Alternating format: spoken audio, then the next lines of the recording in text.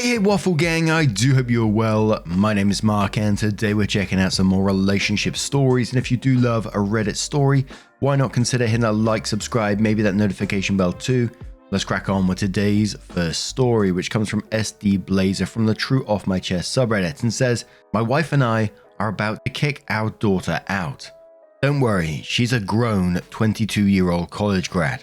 She moved out but moved back to save money about a year ago. She's employed full-time, and the only financial obligation she has, aside from paying for the wedding she's planning at the end of this year, is her $200 a month car note. We even paid half of her tuition all 4 years of school, so she wouldn't have to pay student loans for the next 30 years, like my wife is doing. She likes to complain about our meager expectations of her. Dishes, laundry, keeping her space clean, being respectful and considerate of the other three of us living in the house.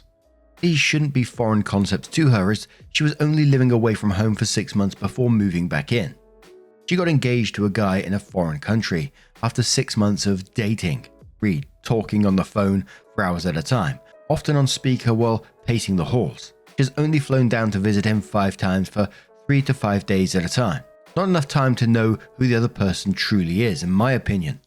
The relationship is chock full of red flag behavior from both of them. She tells us she has everything figured out, but constantly presents us with examples of how ill-prepared she is for marriage and being financially independent. Recently, our dialogue has escalated from us asking that she take into account the rest of us living in the house and how her actions affect us, to her screaming and storming off, exclaiming that she can't wait to leave.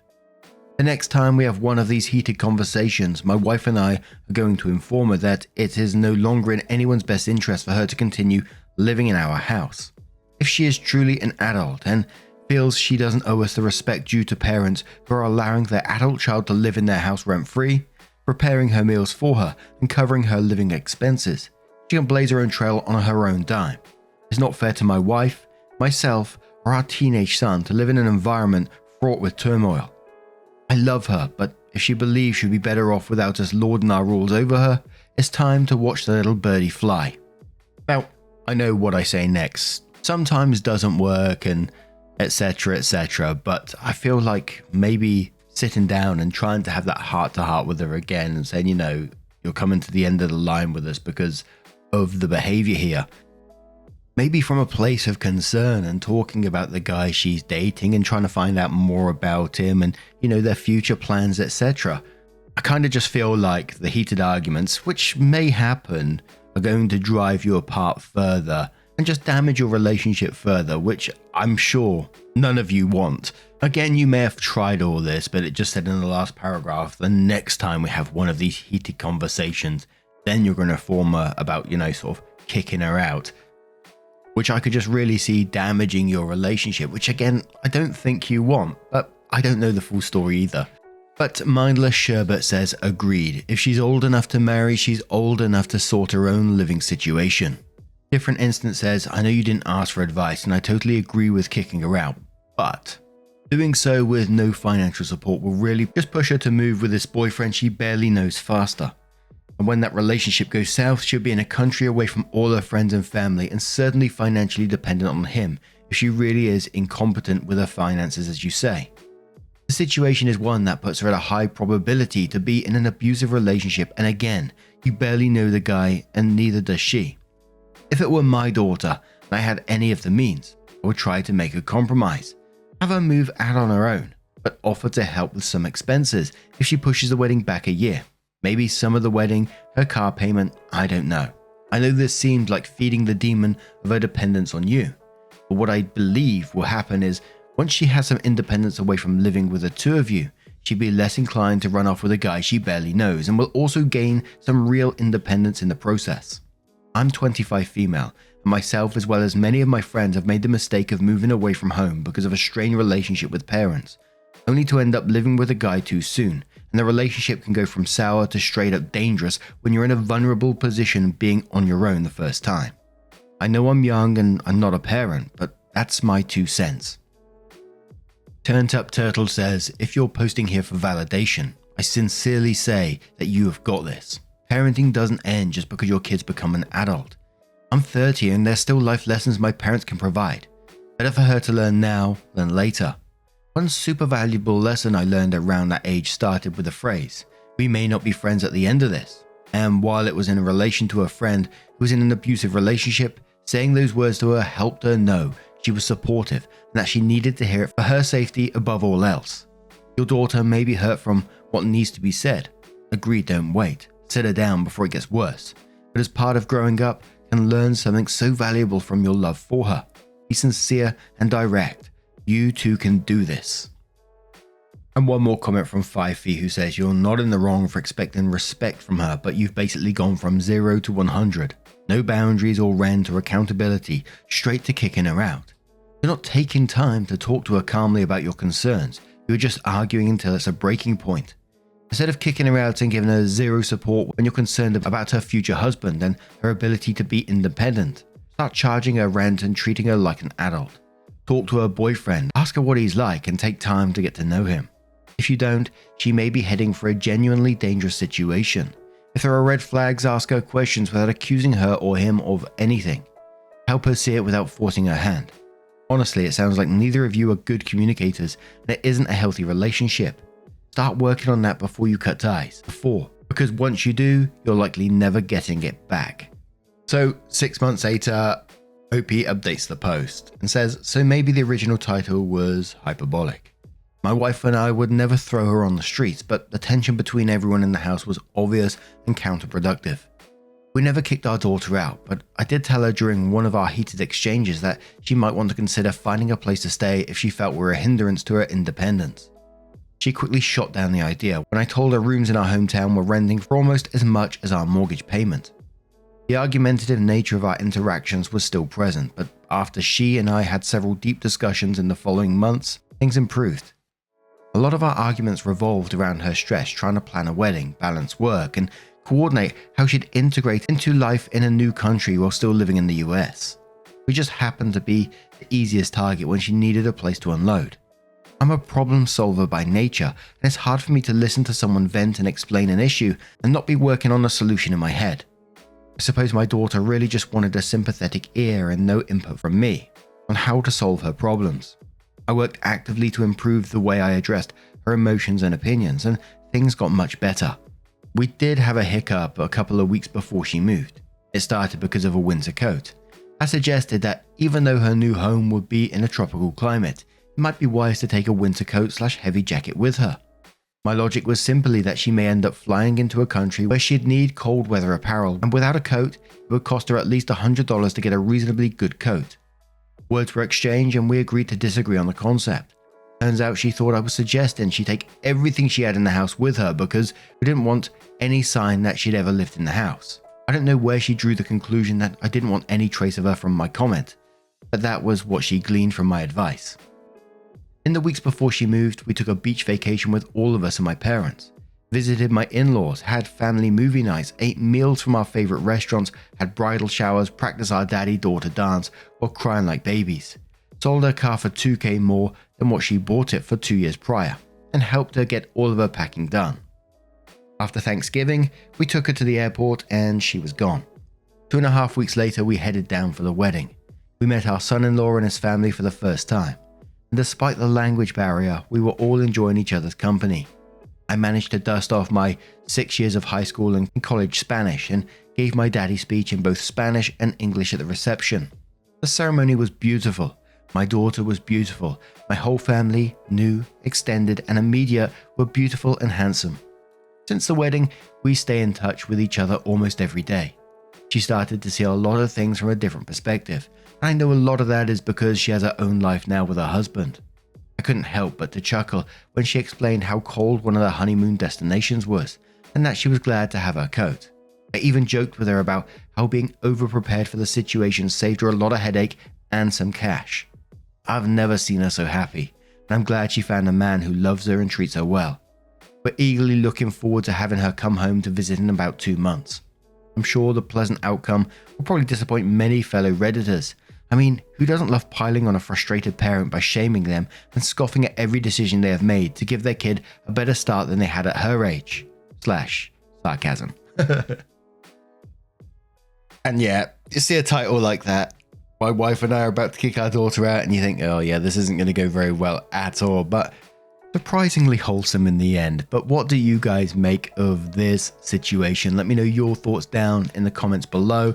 Let's move on to another story. Now, before we do get into the next story, I just want to give you a warning that it does contain homophobia. So if you do want to skip the story, please feel free to do so. Timestamps are always down in the description and along the timeline below. It does come with an update. It's from Showman1234 from the Am I the Arsehole subreddit, saying, am I the arsehole for telling my sister's friends that I have a boyfriend? I, 29 male, have been with my boyfriend Rob, 31 male, for just over a year. We are out to our families and friends as a couple. I came out at 22 years old. My younger sister Sarah, 24 female, announced her pregnancy to immediate family 2 months ago. My mom, 55 female, and Sarah have been planning her gender reveal party ever since. It's a grand occasion with nearly every person she's ever known, plus our entire family. It's all being funded by my mother since Sarah's her golden child. My siblings and I were supportive of all the fanciness since it is the first grandkid in the family. I received my official invitation over text 2 weeks ago. In that message, Sarah said I'd be free to bring Rob as she knows that we are basically inseparable and that he's practically a part of the family now. I replied that I would be coming and bringing Rob. Fast forward 2 weeks to last night, the big night.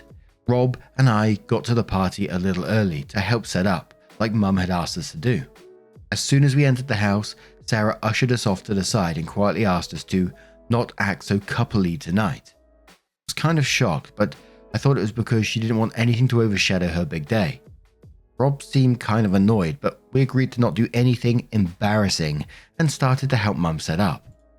Everything went okay for an hour or so, and then we sat down to eat. Rob and I sat across from this girl and guy who apparently were a couple. We started talking and really hit it off.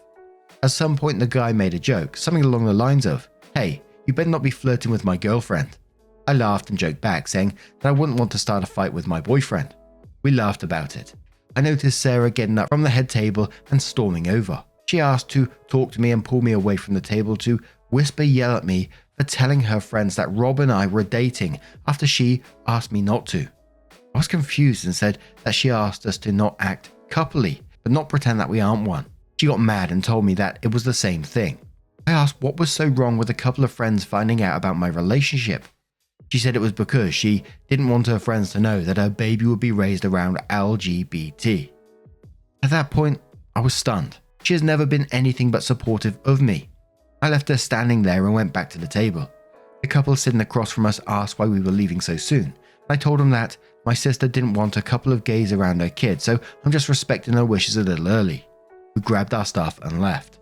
My phone has been blowing up with texts. Sarah cusses me out for leaving the party and disobeying her wishes, and Mum begs to know why I left early. At this point, I don't care about Sarah or her kid, but I feel like I should have just apologized and shut up instead of causing a ton of drama. So, am I the arsehole? And there was like an additional comment from OP who said, her fiance's family is very pro-choice, pro-LGBTQ, anti-gun. I don't get where her sudden homophobia is coming from.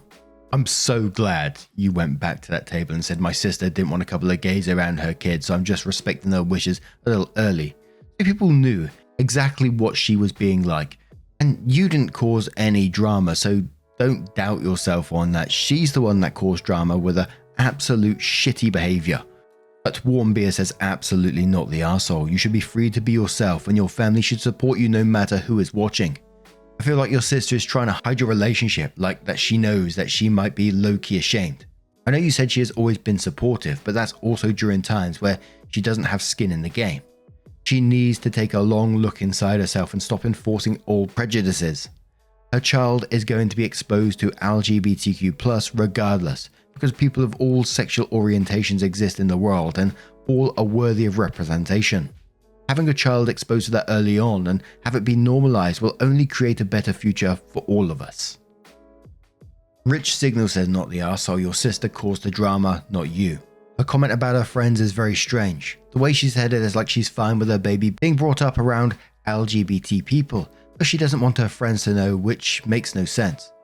I'd have thought it was something you're either fully on board about or you're not. She needs to decide what's more important, her friend's opinions or her brother. The fact that you seem to be getting on really well with her friends makes it even more baffling. Opie responds saying, I know. The friend comment is what confused the two of us as well. Rob thinks that I should just cut her out completely, and honestly, I just might. Numbers guy says not the arsehole OP, and it's obvious that she's been on the DL about her homophobia too.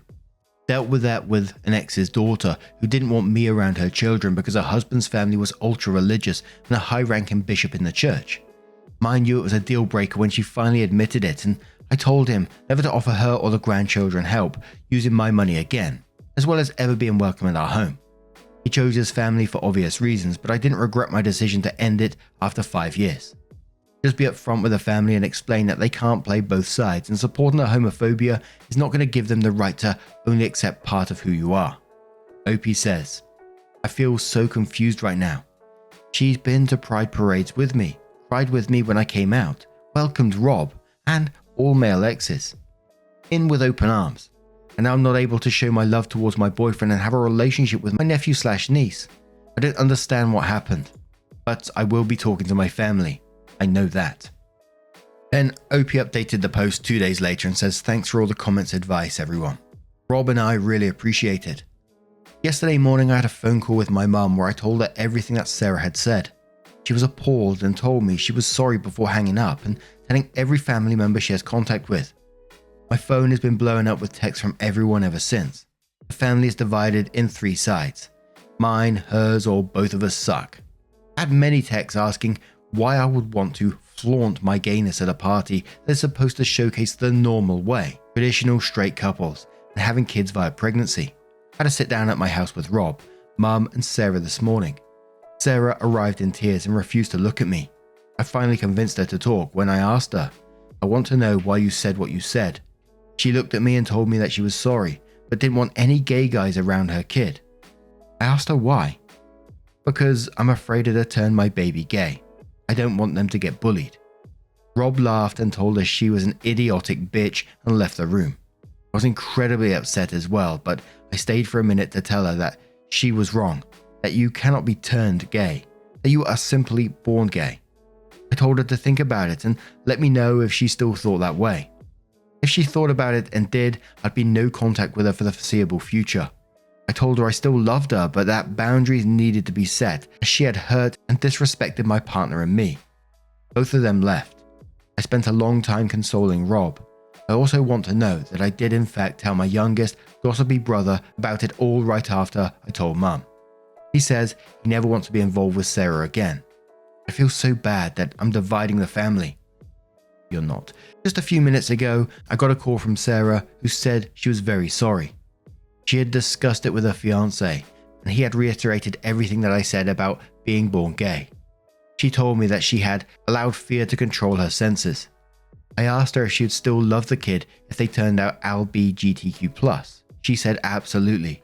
She begged me to reconsider going no contact as she wanted Rob and me to be a part of her kid's life. I told her that I'd be going low contact as she still had hurt us, but I would be available if she needs me. I told her that if she disrespects us or our relationship again, I will go no contact. She agreed and asked to apologize to Rob.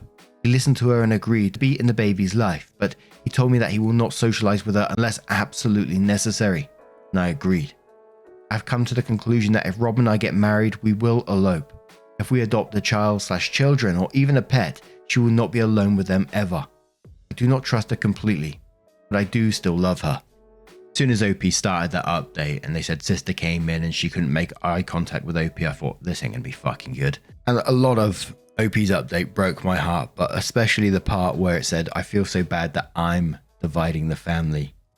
Get it right, you're not dividing the family at all. Sarah's dividing the family. And obviously we don't know what happened beyond this, but I certainly feel like the future is no contact with Sarah. I felt quite ill reading parts of that, to be quite honest. But whatever happens, do not bash yourself about this at all, OP. You're not the one who's divided your family. Just keep remembering Sarah's the one who did this. Sarah's the one that's caused this. Not on you at all. But what do you guys make of this situation? What would you do if you was OP? Would you remain in contact at all, or would that be it? That would be cut off point. Let me know your thoughts down in the comments below. Now, just a huge thank you from the bottom of my heart for getting involved in the stories. Your love, your support, your time always means the absolute world to me. So thank you so much for being involved. And hopefully, I will see you in the next one. Take care and much love.